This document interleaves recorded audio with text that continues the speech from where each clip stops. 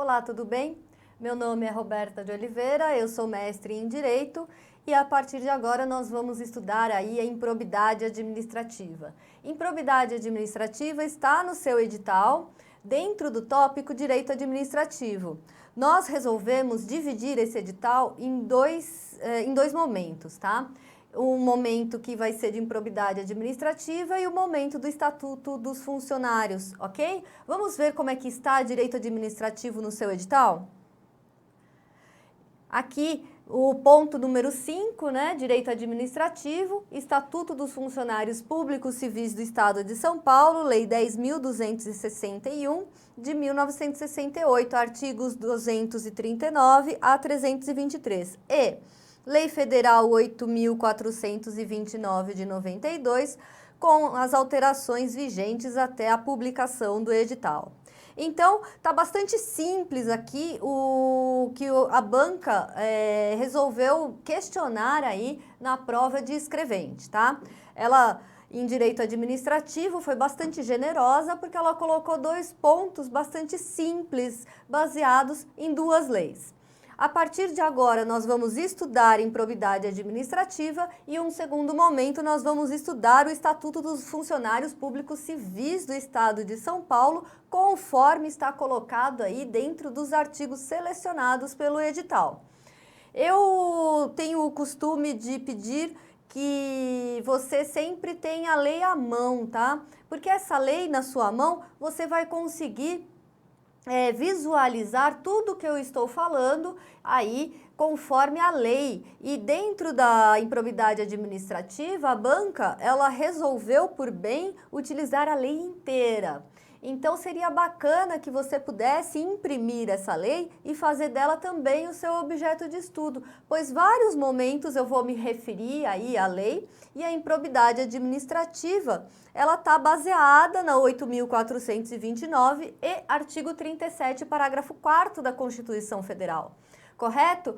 E eu sempre digo nas minhas aulas, o seu material de estudo ele tem que ser utilizado, não é só para ler. Grifa, faça anotações e assim tenha esse contato mais íntimo com o seu material para que o seu cérebro consiga assimilar melhor a matéria e para você ter êxito aí na prova, correto?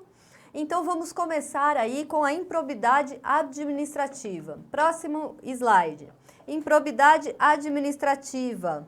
Ato que advém de enriquecimento ilícito, prejuízo ao erário ou violação dos princípios da administração pública. Conforme a Lei 8.429 de 1968, aí saiu errado, gente, conserta, que eu não sei porque é 1922, tá? Mas é 1992, que regulamentou o artigo 37, parágrafo 4º da Constituição Federal.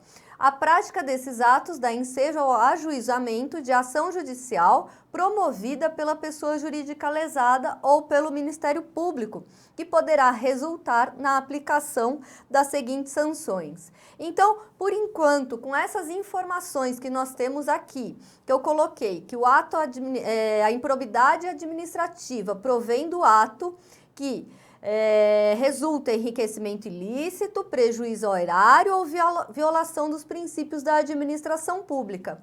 Esses 3 atos são considerados atos de improbidade administrativa que, quando praticados, eles podem aí gerar uma ação de improbidade administrativa. Essa ação de improbidade administrativa é uma ação cível, tá? O que não significa que quem praticou esse ato não vá responder na esfera penal, pois quase todos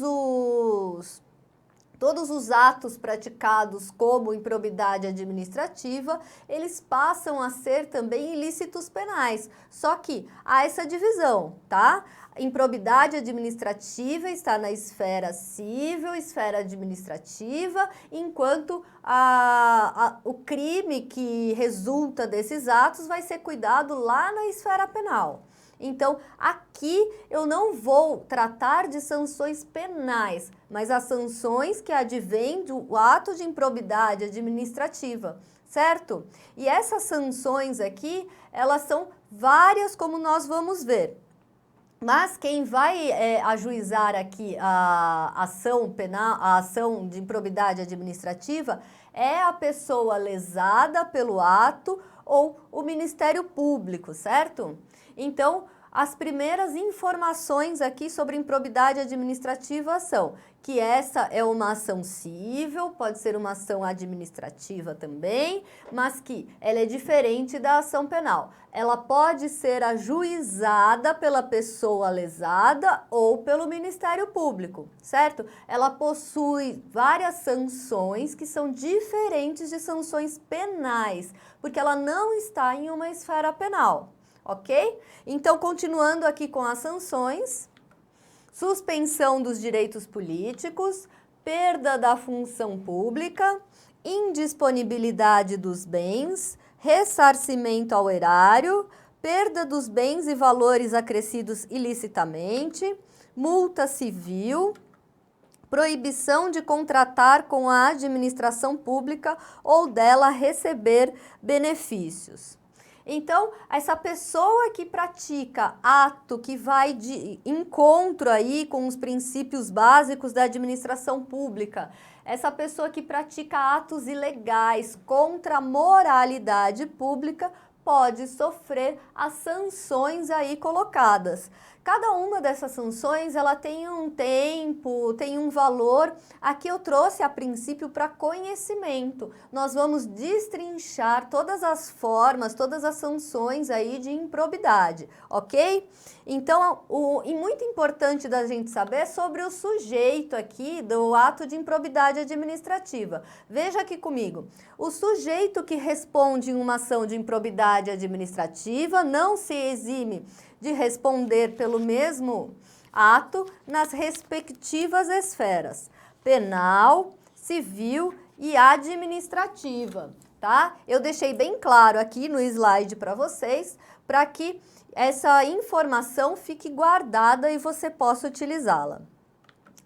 Continuando, a posse e o exercício de agente público ficam condicionados à apresentação de declaração dos bens e valores que compõem o seu patrimônio privado, a fim de ser arquivada no serviço de pessoal competente. E essa forma de apresentação da declaração dos bens, ela vai ser feita aí conforme o regulamento interno de cada órgão. Tá? É imprescindível que, para que o sujeito tome posse no seu cargo público, que ele declare os seus bens, que ele faça uma declaração de bens, para que a administração, quando ela for fazer as suas verificações, ela tenha parâmetros de como o funcionário, como aquele agente público, como o servidor público, ele ingressou, qual era o patrimônio dele quando ele ingressou, qual é o salário dele, tá? E quais são os bens que ele adquiriu depois, tá? Se ele tem uma acusação, uma suposta acusação de improbidade administrativa e for feita uma investigação, a investigação ela vai apurar os bens daquele funcionário desde o momento que ele ingressou aí nos quadros públicos, como ele foi desenvolvendo o seu patrimônio com os ganhos que ele tem, tá? Essa é uma prova bastante plausível aí para atos de enriquecimento ilícito, certo? Então, o serviço de pessoal competente vai arquivar todos esses bens do servidor que ingressou aí no serviço público. E essa declaração, ela tem que trazer todos os bens, e a lei ela vai dizer quais são esses bens. Ela exemplifica aqui de maneira bastante abrangente os bens. Então, dessa forma, a declaração compreenderá bens imóveis, móveis, semoventes, dinheiro, títulos, ações e qualquer outra espécie de bens e valores patrimoniais, localizado no país ou no exterior. Tá vendo, gente? Aqui tem vários tipos de bens, inclusive semoventes. Olha como é abrangente aí essa declaração que o funcionário vai ter que fazer. Os semoventes aqui, talvez os semoventes possam estar causando aí alguma estranheza, né? Semovente é aquele bem que se move. Nossa, que diferente, né? Imagina então aquela pessoa que mora no interior e compra gado.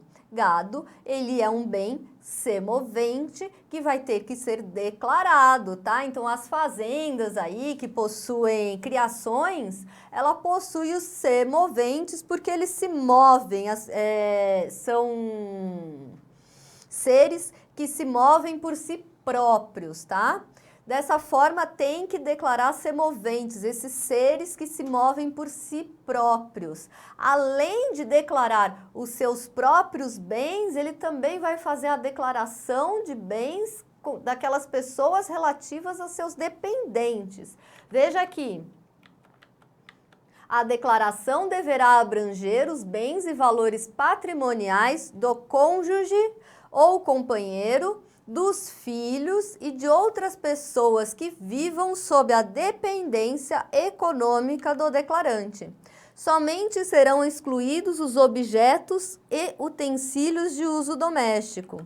A declaração de bens será anualmente atualizada e na data em que o agente público deixar o exercício do mandato, cargo, emprego ou função. Ok?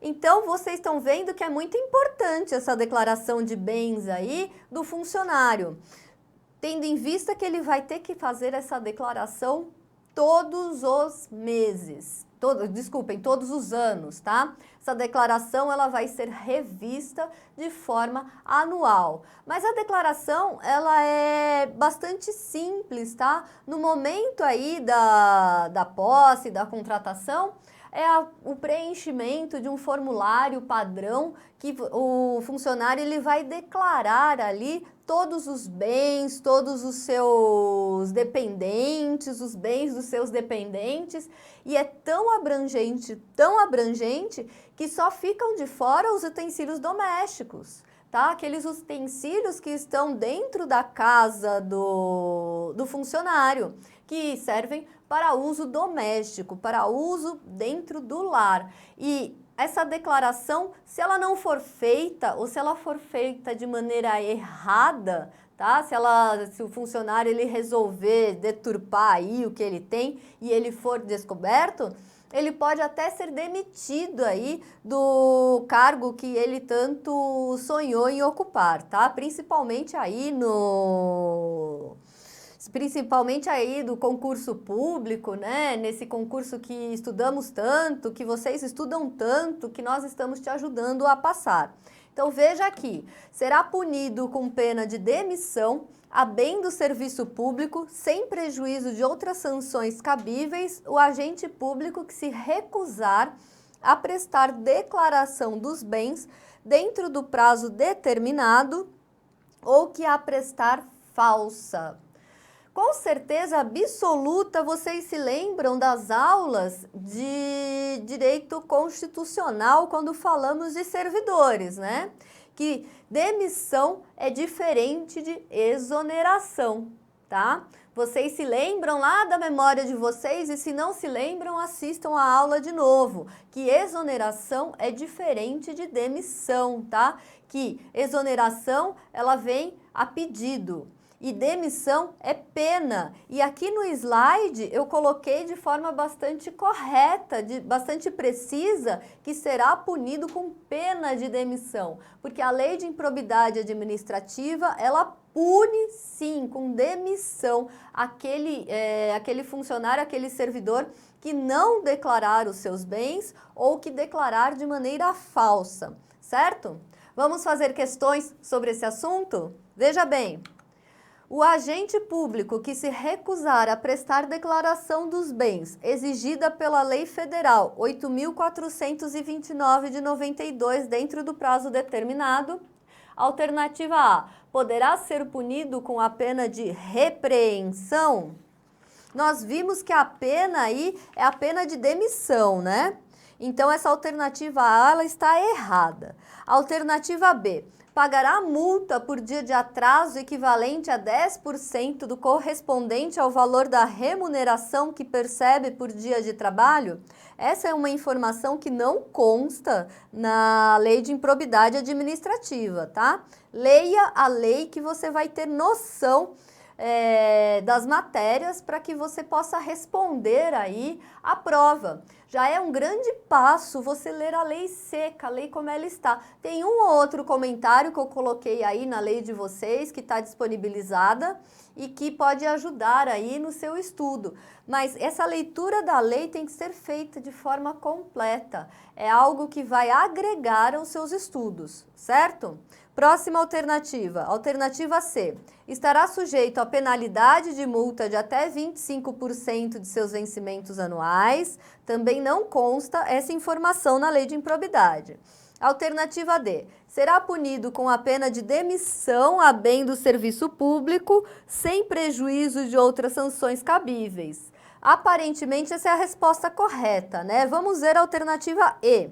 Estará sujeito à suspensão dos vencimentos até que apresente a declaração devida. Sabemos que essa informação não se encontra na Lei 8.429. Assim, a alternativa correta é a alternativa D, conforme o artigo 13, parágrafo 3º da Lei de Improbidade Administrativa. Será punido com a pena de demissão, a bem do serviço público, sem prejuízo de outras sanções cabíveis, o agente público que se recusar a prestar declaração dos bens, dentro do prazo determinado, ou que a prestar falsa.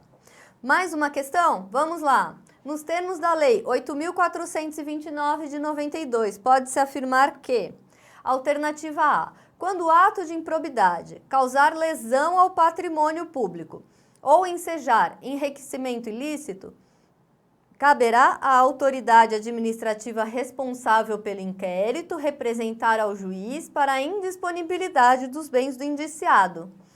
Essa informação aqui a gente ainda não conhece, né? Vamos ver as outras alternativas. Alternativa B. O sucessor daquele que causar lesão ao patrimônio público ou se enriquecer ilicitamente não ficará sujeito às cominações da lei. Essa alternativa ainda não conhecemos. Alternativa C. A posse e o exercício de agente público ficam condicionados à apresentação de declaração dos bens e valores que compõem o seu patrimônio privado, a fim de ser arquivada no serviço pessoal competente. Aqui, essa é uma informação que nós já conhecemos e sabemos que está correta. Vamos ver a próxima alternativa, alternativa D. A representação à autoridade administrativa competente para que seja instaurada investigação destinada a apurar a prática de ato de improbidade é de competência exclusiva do Ministério Público. Alternativa E. Não constitui crime a representação por ato de improbidade contra agente público ou terceiro beneficiário quando o autor da denúncia o sabe inocente. Aqui, nesse caso, nós conseguimos visualizar na alternativa C aquilo que nós já aprendemos, aquilo que sabemos que está correto. Então, veja bem que só com pouquíssima informação nós já conseguimos aqui extrair a resposta correta, porque nós temos certeza daquilo que nós estudamos. Então, as outras que ainda não temos conhecimento, não sei, pode ser que esteja certa, pode ser que esteja errada. O que está certo, o que está errado? Eu tenho certeza do que eu sei. Então, o que está na alternativa C está correto. Então, a alternativa correta é a alternativa C. É bom que você tenha certeza dos seus estudos na prova. A alternativa C, ela está conforme o artigo 13. A posse e o exercício de agente público ficam condicionados à apresentação de declaração dos bens e valores que compõem o seu patrimônio privado. a fim de ser arquivada no serviço de pessoal competente. Certo? Então tenham certeza dos seus estudos, ainda que ele esteja incompleto, não deu tempo de estudar o edital, não se desespere, vá com as informações que você já conhece, que você consegue aí responder bom número de questões aí na prova, tá? E aqui eu vou fazer mais uma questão com vocês para ver o quanto é importante, de que formas cai aí a declaração de bens. Então, esse é um assunto muito exigido aí na prova da banca VUNESP, referente aí ao cargo de escrevente. Vamos lá, mais uma. Considere as seguintes assertivas no que concerne ao regramento que o artigo 13 da Lei 8.429 de 92 dispensa a declaração dos bens e valores que compõem o patrimônio privado do agente público. 1. A posse e o exercício de agente público ficam condicionados à apresentação de declaração dos bens e valores que compõem o seu patrimônio privado, a fim de ser arquivada no serviço de pessoal competente. Ok, essa informação tá certa, a gente já conhece ela, né? 2.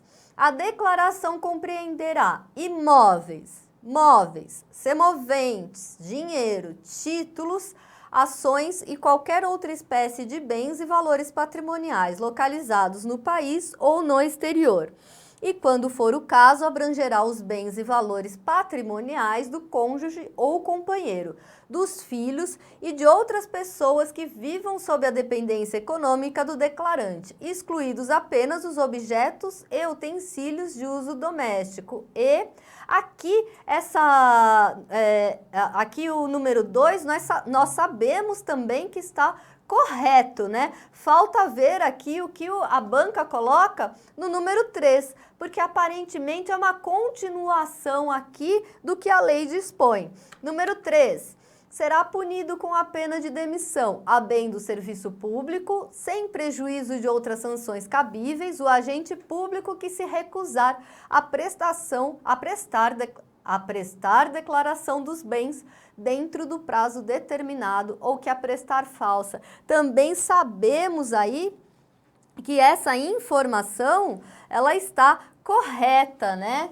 Dessa forma, vamos ver aqui, é correto que se afirma em a alternativa A, 1 apenas, alternativa B, 2 apenas, alternativa C, 1 e 2 apenas, alternativa D, 2 e 3 apenas, alternativa E, 1, 2 e 3. Nós vimos que todas as informações aqui são verdadeiras, logo, a alternativa correta é a alternativa E.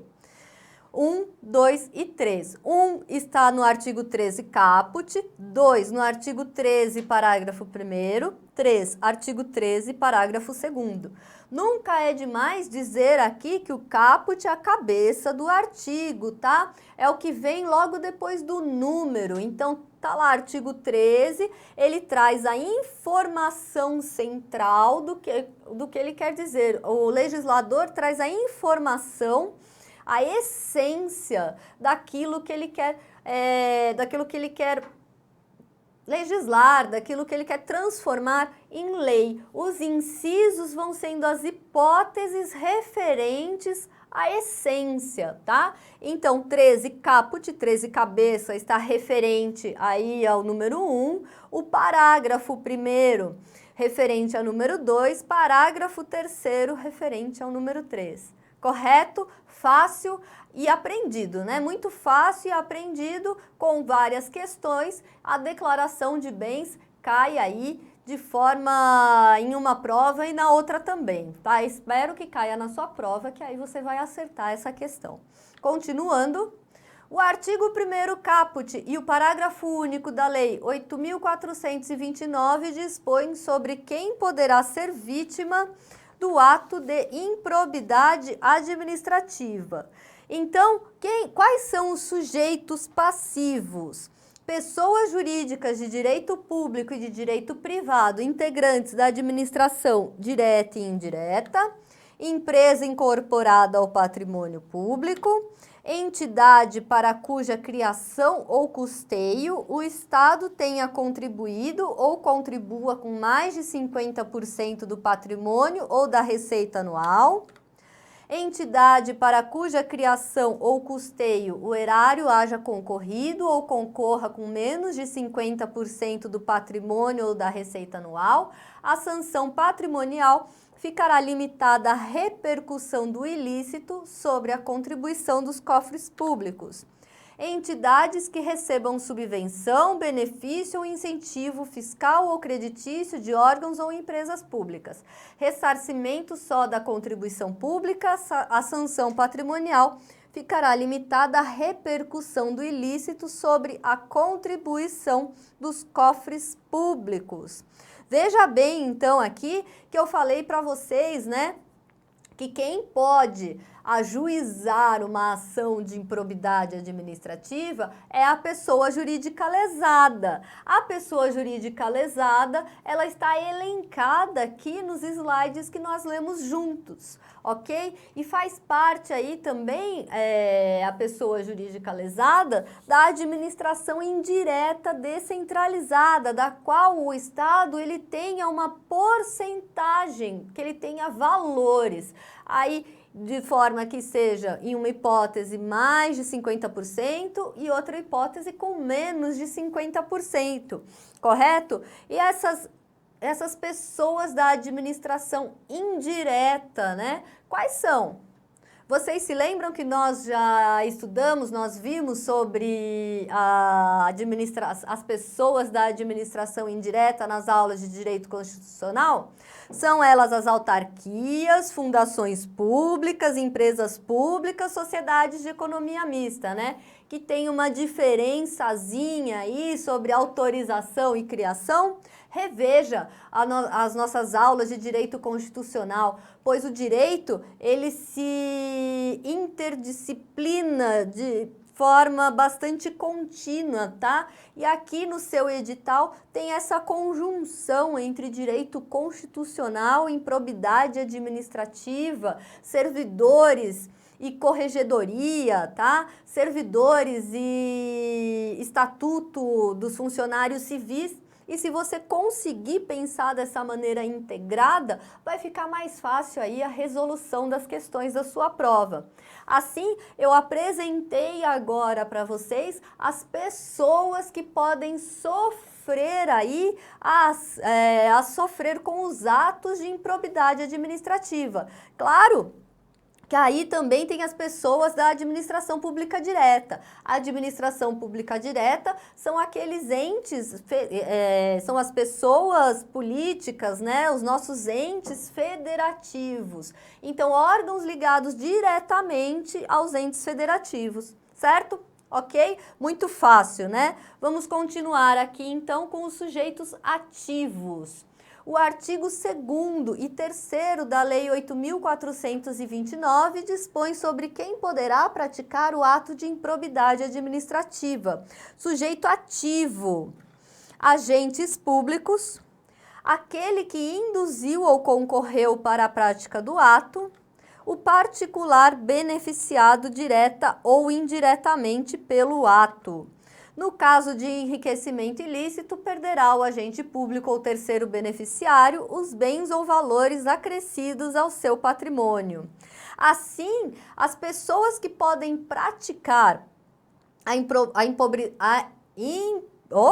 improbidade administrativa são, na essência, agentes públicos, mas qualquer pessoa que se beneficie, que esteja junto ali no conluio, ela vai entrar também como sujeito ativo e ela também será penalizada, tá? Não é só o agente público, mas quem estiver junto, inclusive particulares, todos que participarem do acordo do enriquecimento ilícito, depende, nós vamos ver aí nos artigos 9, 10 e 11 quais são efetivamente as condutas que levam ao ato de improbidade administrativa. Então, todos que participarem também vão responder conforme a Lei 8.429, certo? Então, eu vou parar um pouco por aqui para que possamos continuar no próximo bloco com o estudo da Lei de Improbidade Administrativa. Muito obrigada, até mais.